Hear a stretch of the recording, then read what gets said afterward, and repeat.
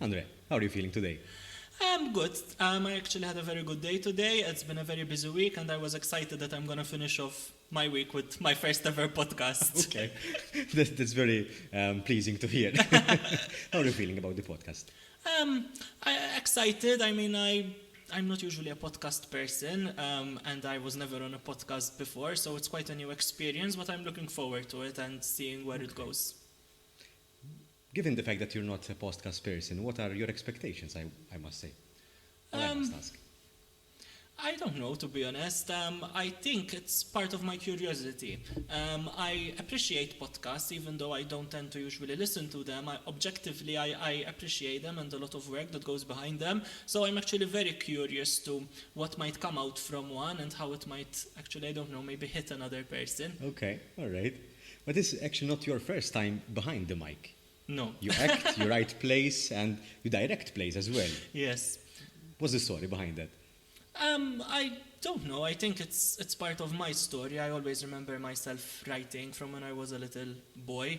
I used to spend most of my times with an A4 paper, like these plain printer papers, and I used to write and draw stories on them. And I remember myself telling my parents what do you want to be when you grow older? And my answer was always, I want to be a writer, I want to be an actor, and I want to produce stories. And they used to tell me that's a nice thing to do, but you can't really make a living out of that. Unfortunately, not as much here in Malta, at least. And for some time, I think I had actually given up that something might actually come out from them. I used to write for my own pleasure. I used to find a lot of pleasure in writing. And then eventually it started actually right here in this place. I was part of the Zaytun Local Council Kids Club. And we actually wanted to do a play for Christmas. I was 14 years old, it was in 2014, and we wanted to do this play for children at Christmas time to make them happy. And, I told them, listen, I had written a script once. It was like an updated version of Cinderella. And I had told them, if you like, as in it's not that complicated, it's very easy, and we can do it in a month's time for children. And we actually did, and now it was my first ever pantomime, and as in this year, this December, I'm gonna be doing my 7th pantomime, so It's a nice start. All right. What is drama to you? I think it's a way of expression.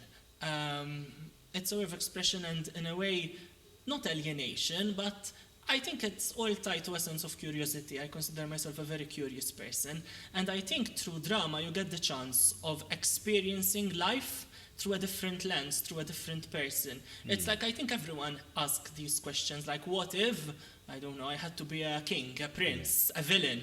Like, drama actually lets you live that, you can experience yourself as a villain, experience yourself as a king. And I think it feels very powerful to be there in that moment and to make connections with different people, but in some sort of a different life. Was there a particular role which had a deep impact for you when you had this part and basically you figured something about yourself which you didn't know? Yes, actually recently I had written something, and I played a character that I wrote myself, and while I was actually interpreting that character, I started to feel uneasy. And I'm a very reflective person, and I realized why. I felt like there was a bit of an overlap between that character and myself. And I didn't expect to feel like that. I wrote the script. In a way, like the moment that I was there at a rehearsal, like in the role with another person, it brought up some mixed emotions, and I reflected a bit about it, and I do feel it had an impact. What was nice about it in a way was that obviously you don't just do the part once. I take part in theater, so obviously you see it once, but there's a lot of rehearsals and time spent on, like preparing, studying the lines. Yeah. Eventually, as I was doing the part, I felt a sense of growth in me, as in the more I tried out the scenes that were a bit uncomfortable to me, the more I got the chance of giving myself a different narrative, if it makes sense. I got to re-experience certain emotions and in a way make them better as I kept doing the scene over and over again. I felt like I managed to come at peace with the emotions and the sensations that I got from the part, until eventually the tension left me. I became at peace with the character. It's a very hard thing to explain. What were these aspects about yourself that you didn't really were off tune, sort of? I think it was a flaw in my character that was also a flaw in the character that I was interpreting. So we shared a flaw. And the moment I was there with another person and I enacted the flaw in the character that is also a flaw in my character, I stopped and I said, am I really like this? And it reminded me of a moment in my life where I reacted like that. It was a completely different situation, but it was the same mistake. Yeah. And it really put me in an existential crisis. And it was a profound moment. It was a profound moment when you actually get to feel like your own flaw and see it from a more objective standpoint. And I think like the more than I worked on the character, it gave me the opportunity to make it right and to at least atone for it, as in the flaw was still there, it was part of the script. But eventually I feel that I came at peace with it and I managed to get closure, I think. All right. But that's very interesting because you're put in a position where basically you have no other option than to, first of all, identify yourself to that character and to see yourself from a different standpoint, especially if that character is very close to your character as well. And like I really believe in blind spots, and it was amazing because I wrote the script myself and I knew I would be interpreting that part and I didn't see it coming up until I was in that moment where I was enacting the part. So I've read the script endless times, to proofread, to make sure that, as in obviously I proofread as well. Then obviously I studied the lines and it was okay. But then the moment that I did it with another person and I could see that person's reaction, it became real. Mm-hmm. And I think that is the power of drama that most people speak about, because, as you know, I work very much with youth as well, and one of the suggestions that we suggest even in therapy as well, that children are exposed to drama at school, at different extracurricular activities, because drama gives you the ability or the opportunity, the space, yes, to, as you said, live another person's life and to see yourself from a different point of view. I remember when I was a child, I used to be extremely shy, to a point where I did not talk to people in a public setting because I would be so confused. I wouldn't know how to talk to people. I was nowadays I'm more of an extrovert. I tend to talk. I find conversation very easy. And the turning point for me was when I took drama seriously, as in when I engaged in drama lessons and in drama course. And I don't know which was the point exactly or what was the skill that I learned, but suddenly that sense of shyness and being, I don't know, confused in a public setting, I think drama gave me the skills to deal with that, and to a sense that I feel that this thing that I really hated in my character eventually changed and was worked on, and now I feel I'm at a point where I'm happy with how I converse with people. Mm-hmm. Is there any way that this aspect, that the fact that you see yourself from a different standpoint, can be damaging to oneself? Actually thinking about it now, there was an incident that did not happen to me, that happened to one of the people who I tend to work with. Mm-hmm. This was a play about a very sensitive topic, and the actress was doing the role of a person who was being abused. And after the play used to end, as in I could still feel her sadness, she would still cry, it was so hard for her to break out of character. And I remember that during the production week, which is when we have most rehearsals, when there are the performances where tension is very high, from one rehearsal to another, she did not really have the chance to get out of character from one rehearsal to another. Okay. She had to constantly live the character, to learn the lines, to practice, then to come to rehearsals, then to go home and practice again. And there was a lot of tension in her, and I could see that she was very, very sad because of the character, and she could not completely break out of it, which is in a way is very understandable, because I do believe that when you're enacting a role, part of you will come out. It has to, because you have to connect with the character on some grounds. Even if the character is very, very different from you, you still must make a connection in order to move into the character. And I guess sometimes it's harder to move out than we think. Personally, I did not experience this. But yes, I know some of my friends who actually had this problem. All right. And earlier we were discussing that people feel uncomfortable when they are put in a position in acting where they have to die, or they put in a coffin or something that is symbolic to dying. And what's the? I was very surprised the first time it happened. It was during a Christmas pantomime, so obviously nothing too serious. It was a Christmas pantomime. It was Scrooge, and the actress who was playing Scrooge, when she found out that I was going to get a real-life coffin, she wasn't even going to enter the coffin. It was just there symbolic that would be the coffin in which she was playing the role of Scrooge, in which Scrooge would be buried. She was so anxious and she said, no, please, I would not feel comfortable if we use a real-life coffin. And it was something that kept going on. Like recently I had another play when someone had to die. The actress was completely okay with it, but then the other actors, it was an interesting conversation for me to overhear.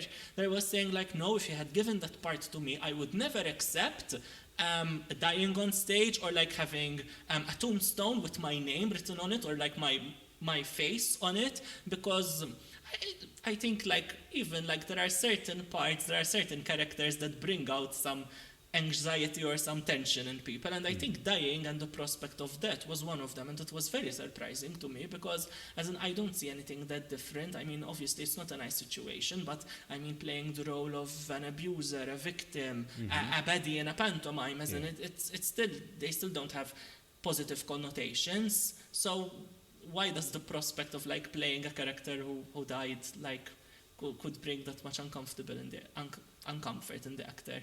Is it the way that is portrayed, perhaps in that sort of play? Because one thing that came to mind as you were expressing yourself is the play of Romeo and Juliet. They both die at the end, but I can't imagine someone feeling uneasy about acting Romeo's part or Juliet's part even when they die. That was my impression, but then again, the first incident that I said happened in a Christmas pantomime where nothing is taken too seriously. As in the scene was that everyone was happy that Scrooge had died. We were singing "Thank you very much" because he left, and you know, still like the actress found something real. And you know, it's a dream at the end of the day. So. And it's a dream, exactly. It's not the truth. Yeah. And she didn't even have to enter the coffin. She was just looking at it.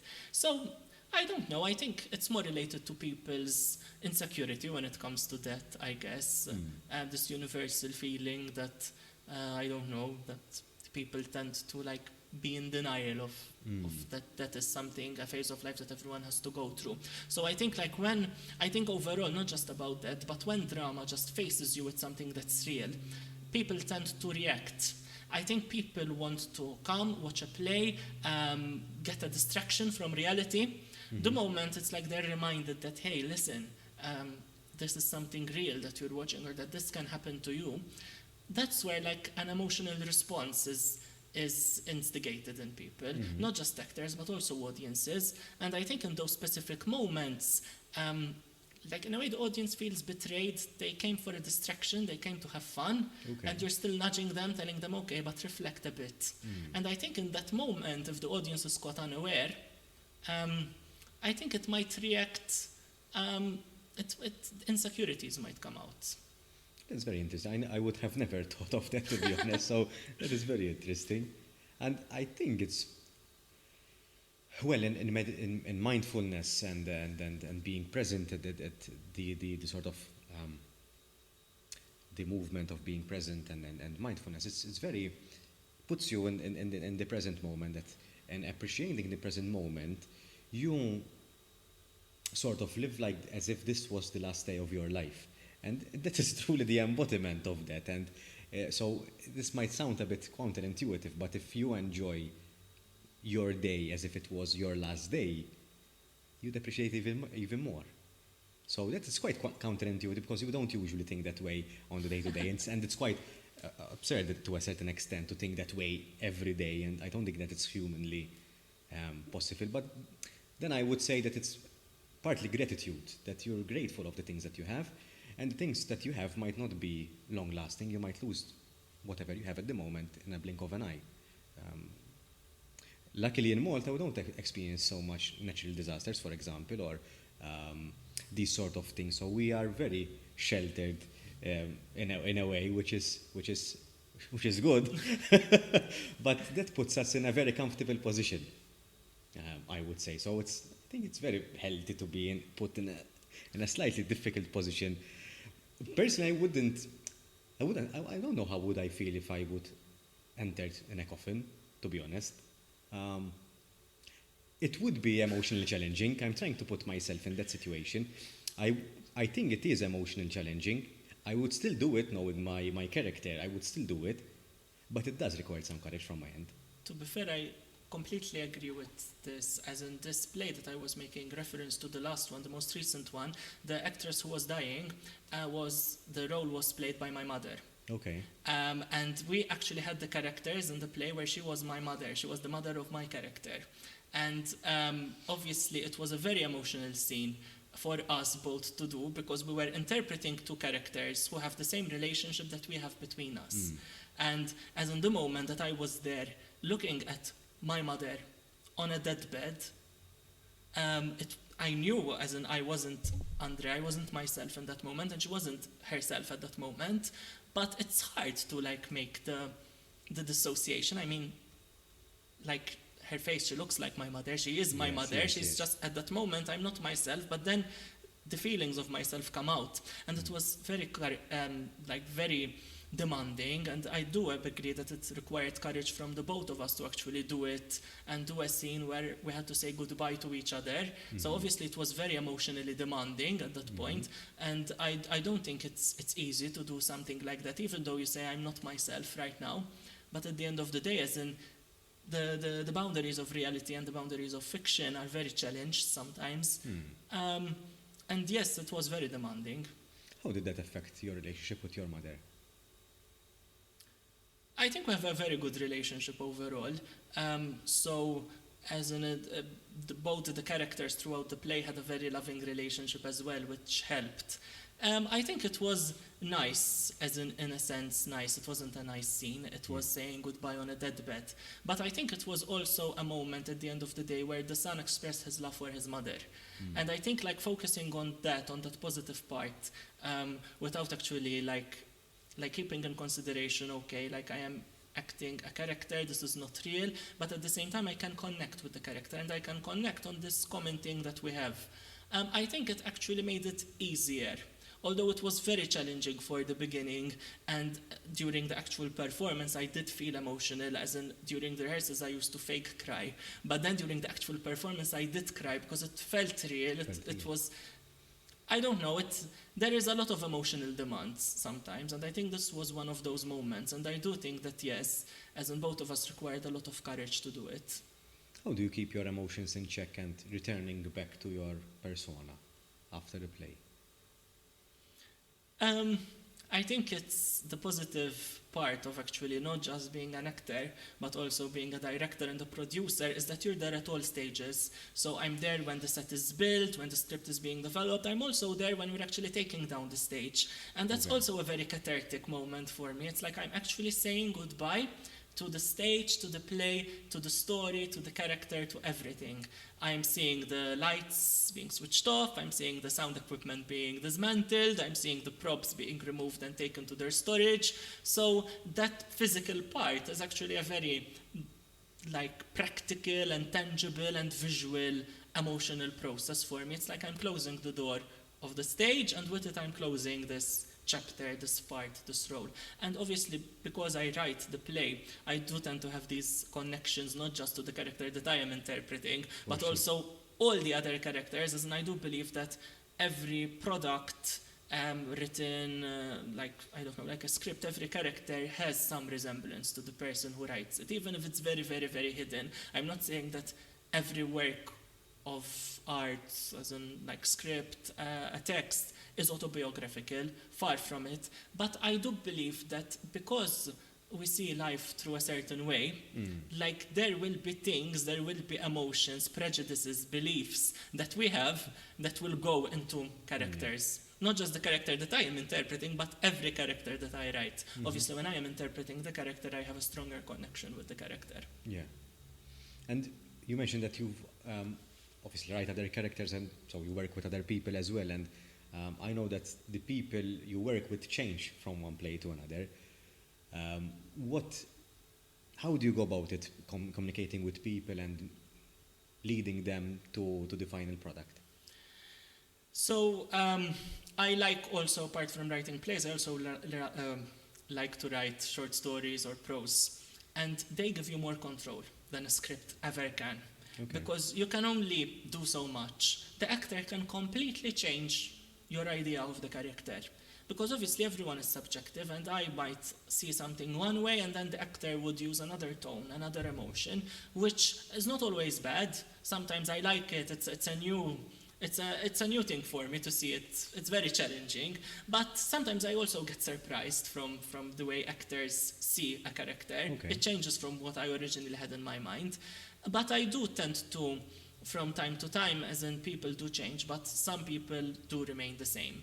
So it's like I also get used to the people, their touch, their feeling, how they would be more comfortable in one thing. So I do tend to have an idea from beforehand the types of people who would fit in a character. I'm not saying that I write with an actor in mind, but I would say, okay, like these type of actors will be good for this character.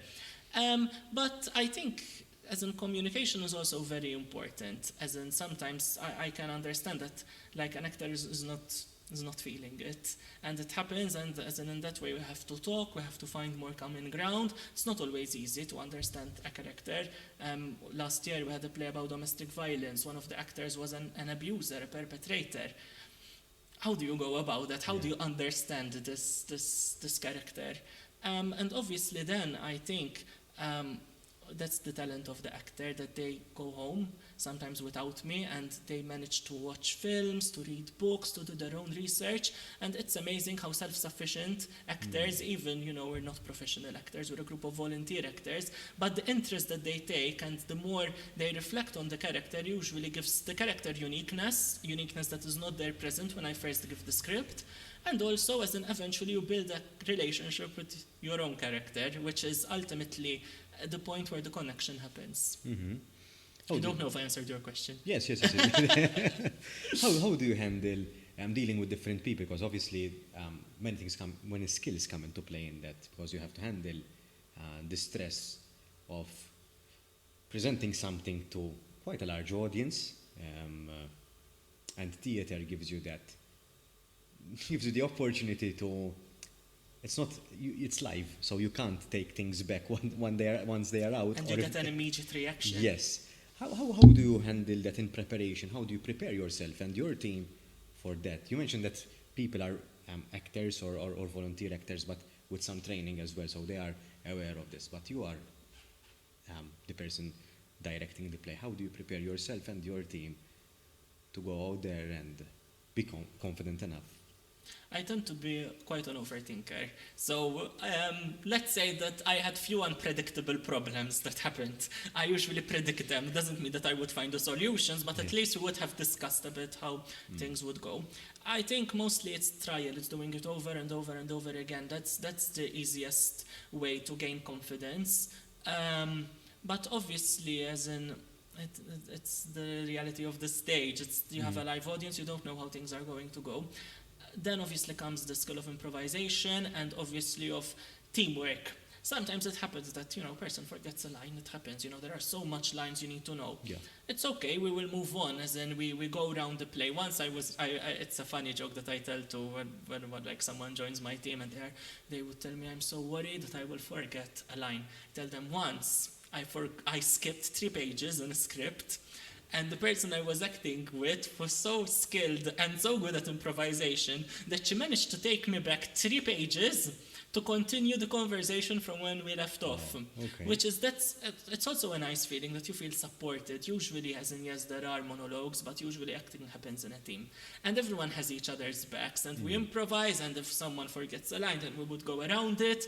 And I think the more, how I'm stuck for the word right now, the more familiar you are with And prepared the as well, group because you mentioned and rehearsals. connected with the team, the more you have trust in the other teammates. And the easier it is to sort of, okay, knowing that I will go out there, I will do my best. Obviously, I will not try to make any mistakes. But if something happens, I'm confident that together we can fix it. And I think that there is an element to.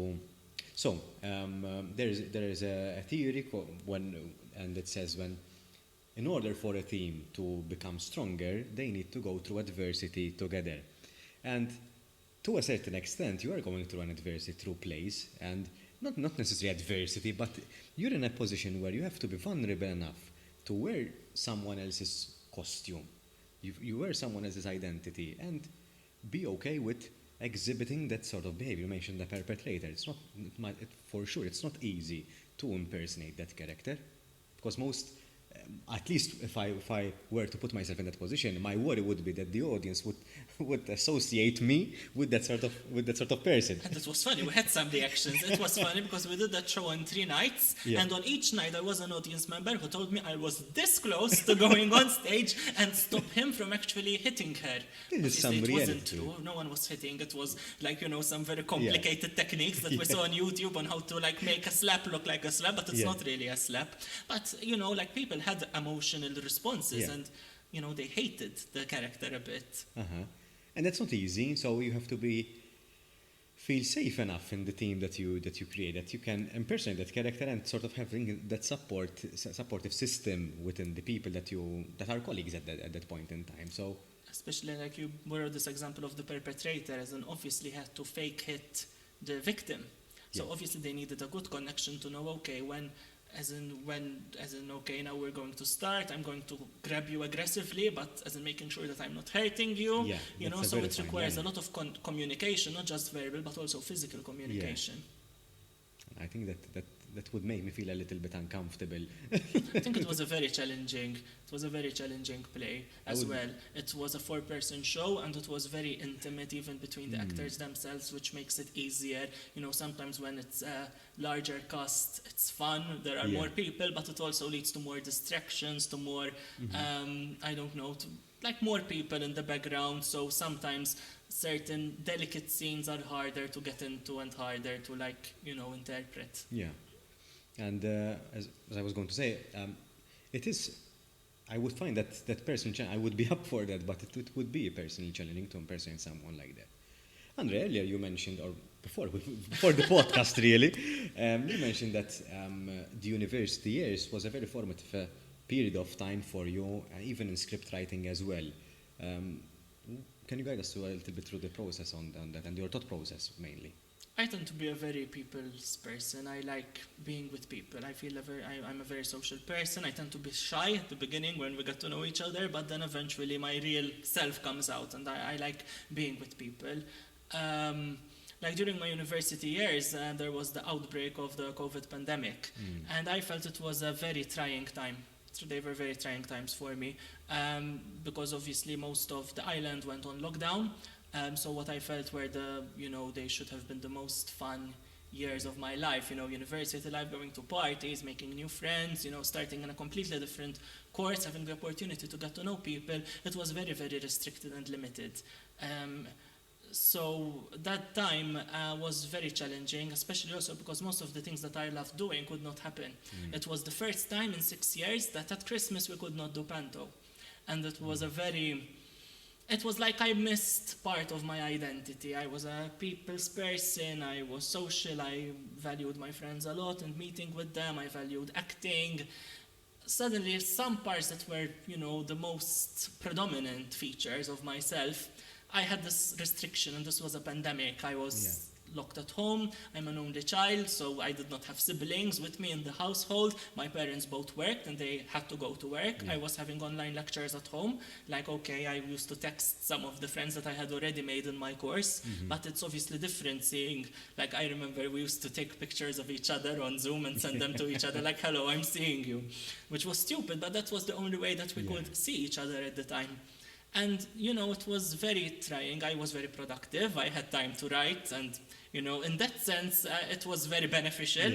But personally, I felt very sad during the pandemic and very lonely. And the moment that sort of everything was lifted, I was more than happy to more than ever to I compensated. I was going out every day, I was meeting so many friends.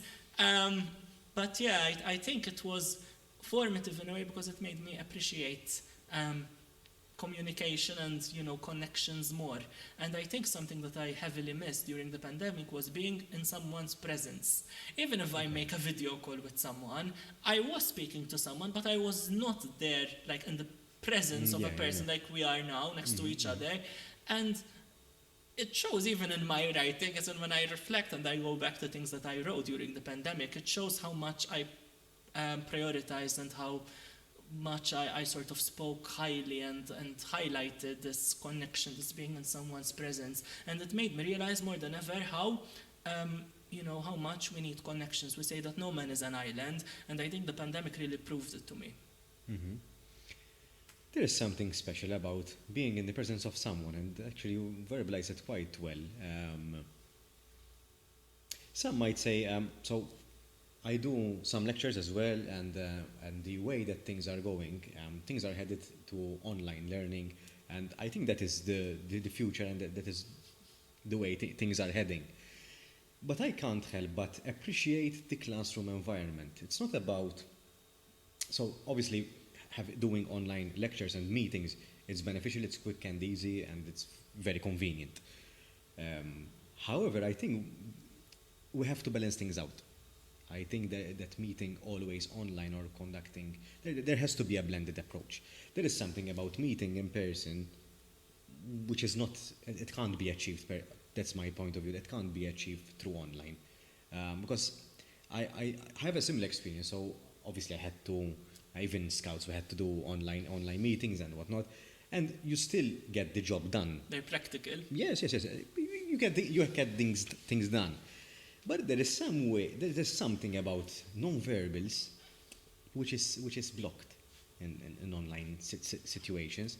I think it's beneficial. I think that is the way that the place that we're heading, and I think that even education should, not entirely, and not in every stage of education, especially at younger ages. But I think we need to promote a more blended approach rather than online only, for example, if we are headed in that direction. And it also depends, for example, you're giving the example of education. Yeah. I also, for a time in my life, I used to teach English as a foreign language, and also during the pandemic, I used to do that online as well. I did it before COVID, I did it during COVID, I did it after COVID. And both from that experience as a teacher and from the experience of actually being taught as a university student, I can say that there is so much more to education than just the lectures, than just the lessons, than just the teacher giving information and the student passively receiving it. Yeah. In teaching English, we focus a lot on interactivity, on actually talking to other people in English. It's a class of mixed nationalities. They only have English in common. Yeah. So like it or hate it, that's the way they have to communicate. Yeah. As in teaching English online, that could not happen. How could the students, when you're in a class, you're like, okay, so turn around, talk to the person next to you, and ask him what he did last weekend. Yeah. As in they're learning, they're speaking, they're listening. They couldn't do it online. Yes. And even me as a student, as in the things that I missed most weren't, the lectures, as in, not saying that like the lectures are a very important part, and they still managed to get through through an online platform. It gets the job done ultimately. So in terms of knowledge, there is the transfer of learning and the transfer of knowledge, that's for sure. But actually those side conversations, those discussions, even, related to the topic, sometimes you just go out of a lecture and you're like, I really agreed with that lecturer. No, I don't quite see it that way. And you learn, as in you learn a lot, as in from other people. And just, having that barricade of being alone and being a bit more complicated to talk to someone else.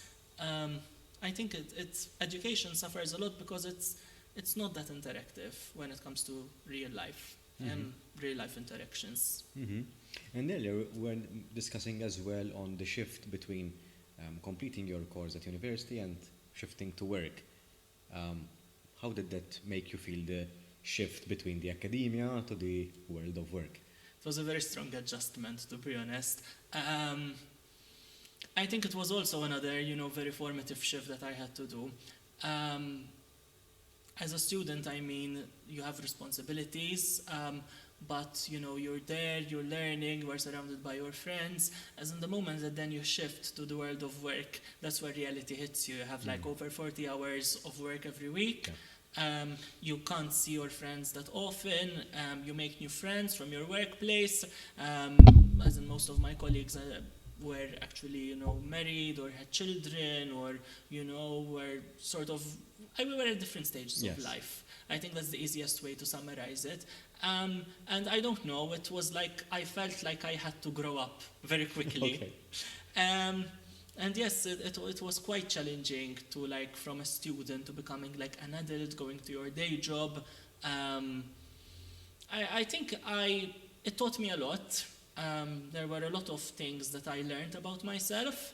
What sort of things you learned about yourself? Actually, I think for me, as I said, like loneliness was quite an issue during the pandemic. And it started to resurface again once I stopped going to university again and not seeing my friends that often. As I said, I'm an only child. There aren't a lot of people my age in my family. So, when it comes to like my peers, Yeah. I tend to like scout a bit, and it feels a bit hard sometimes to connect to someone my age. So obviously then I was thrown into the world of work when most of my colleagues were not peers, they were older. So I sort of had to also learn sort of how to adapt friendships. Okay, now we're not going to meet every day. How are we going to still be in contact with each other? I'm happy to say that I'm almost in contact with all of my friends, or at least almost all of my friends at university in one way or another. And I think like learning sort of the mature way that, okay, you don't need to meet your friends every day in order for a friendship to move forward. I think it was one of the main things that, like, the main adjustments that I had to make, and I was very happy to know that, okay, just because we're not meeting every day, it doesn't mean that we're not friends anymore, or that you're out of my life, or that we still can't find ways to connect and to communicate. And it also made me appreciate, I guess, the little time I had with people. Yeah. When I used to see you every day, for example, I wouldn't appreciate it so much because we would meet every day. Now that we meet once a week, Yes. or like once every 2 weeks, I manage to appreciate those moments more. Yeah, and I very much agree with what you said. Personally, I'm quite blessed with having different circles of friends. I think for every hobby that I have a circle of friends, so I'm very grateful for that. And I often express this even in my weekly journal as well. As similar to you, friends are very much important in my life because they are part of my support system. And I remember when I entered the world of work after university, I was working throughout my university year, so that sort of served as a warming up to the world of work in a way. So when I ended up leaving university and diving into the world of work, it wasn't that difficult from that part. And I agree with you that things become more qualitative, that you appreciate the one time a week or one time every month that you meet with someone. Because often, and as you grow older, you will understand that people tend to pursue their own, everyone has their own path of life. And when you're a student, everyone is a student. But when you go out, people get engaged, people get married, people get into relationships, people get promoted at work and might have to work longer hours, people get into other extracurricular activities. And it's not possible to meet as often as well. So we appreciate that pockets of time that you spend with friends. I have friends that I meet with them every week, friends that I meet with them every month, I have friends that I meet with them every 3 months. So, but we still keep connected, and technology helps with that. We have chats, obviously, and that helps, and that is important for me as well. So I share the same experience with you. It's not an easy adjustment. I never knew it would be a thing before I went through it. And I think I don't know, I hope that people appreciate it, as in this part of friendships, how they move on. Because I don't know, sometimes I feel that people take it very much for granted.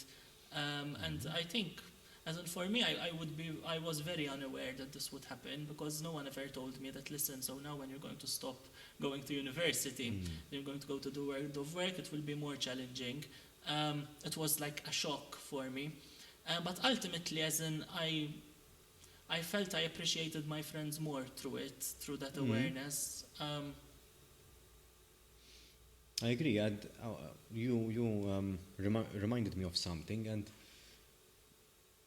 as I was saying before, priorities change, and as opposed to before, friendship or the time together was a common goal for everyone. The goal shifts. But I believe that if someone wants to be present in your life, they will find a way. So my thought process has evolved as I grew older.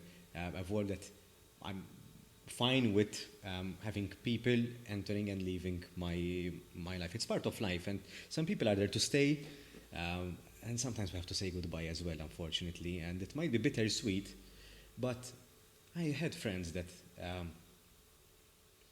we we knew that we had a good connection, but some way along the way we couldn't see the other person's side. It's very difficult to put it into I think perspective. people also change. Yes, and they might not change in parallel. Some people change or remain stuck in their version of in their past version. So you might be in a position where you can be very good friends, but at some point you can't connect with the person, and you part ways in a way. I really relate to this, and I do agree that like this part of stages of life are like very crucial for a friendship. I think like the different the life stages you are at, the harder it's going to be to find things to connect, which is why I do sort of appreciate this change and the fact the friends who actually remained. Yeah. And you know, because sometimes when you don't have adversity, you like don't appreciate something as much. Yeah. When you know you've gone through adversity and you still manage to find a way to make it work, Yeah. I think that's when like the strength really comes out. And this applies to any relationship, not romantic relationships Yeah. only, but even in friendship. You might argue on something or you might not agree with something, but to sit down, discuss, and be vulnerable with one another, I think that's very powerful as well. And we either don't know how to do it in some cases, or we are at a stage in our friendship that we can't do it for any particular reason, for example, and we might not speak the same language as well. So it's not about what you say; it's about making people, not making it in the sense of from a manipulative point of view, but speak in a way that people don't just hear but they listen. And so for you to speak in a way that people listen, you have to speak their language as well. You have to be flexible and malleable enough that you know them so well and you know yourself so well that you're willing to dive a little bit deeper on the other person's side and take it from their point of view. And it's also readiness, like maybe someone isn't ready to have a conversation yet or ready to disclose and be vulnerable. Mhm. And I also think like that's something that's very important to keep in mind, is that this can also be a temporary thing. Like I've had friends who I lost touch with for some time, and Yeah. then eventually our lives realigned again. And you know, as in, I think that's the beauty of friendships, that they're very not transient, but you know, as in they're there, and sometimes you might need them more at times than at other times, and Mhm. it doesn't define anything about the friendship. It's just that obviously like every friendship is unique and is different, and Yeah. in some cases you might be more connected to one person, in another case more to another, and in some cases you might actually feel better if you're sort of a bit to take a step back and you're Yeah. a bit with yourself. Some people, I think, are uncomfortable with distance. So, for example, if we haven't been in touch for 2 years, 3 years, for example, we haven't been in touch through social media, in person, whatever.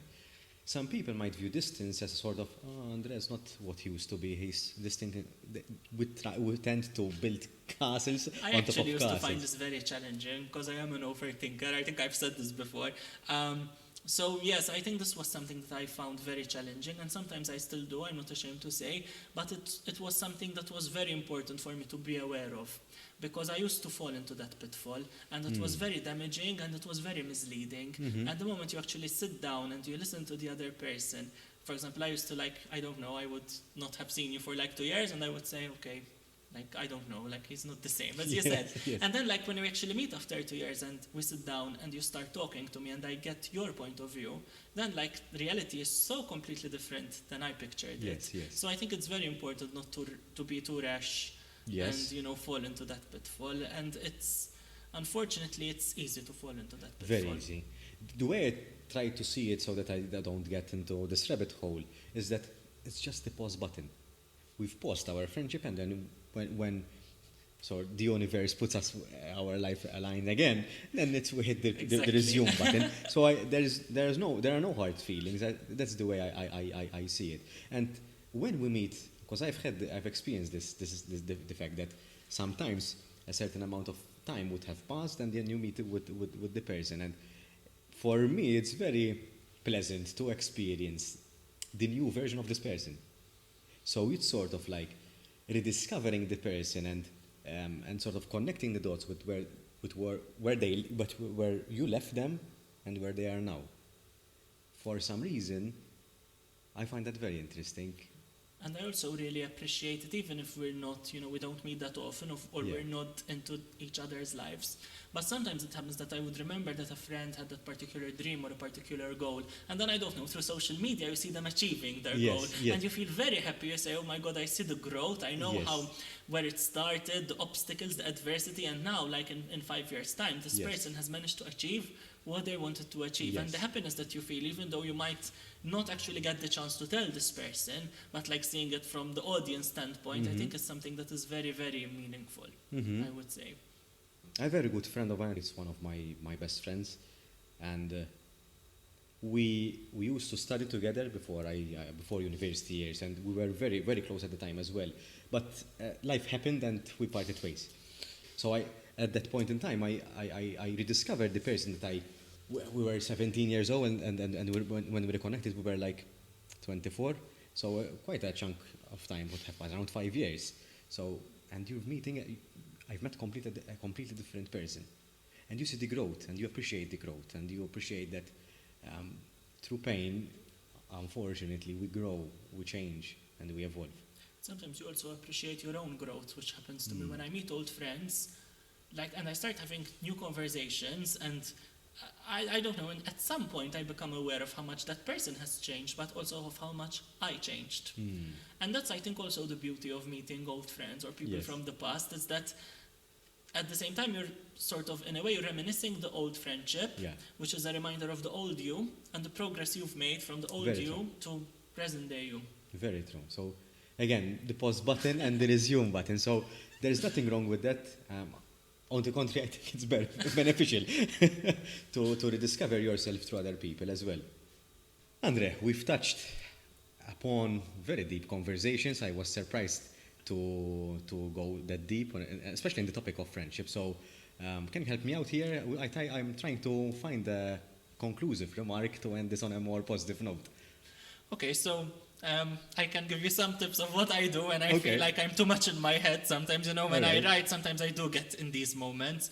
I think like that music is a very nice thing and like a very important part of being and existence. And I do feel that sometimes when we have these like feelings that we're not sure how to feel, I don't believe that the spoken word is the language for feelings. I think it's music. Like music can express feelings in incredible ways, and that's how usually I dissociate and I take a step back. I really love music. I have no musical ability at all.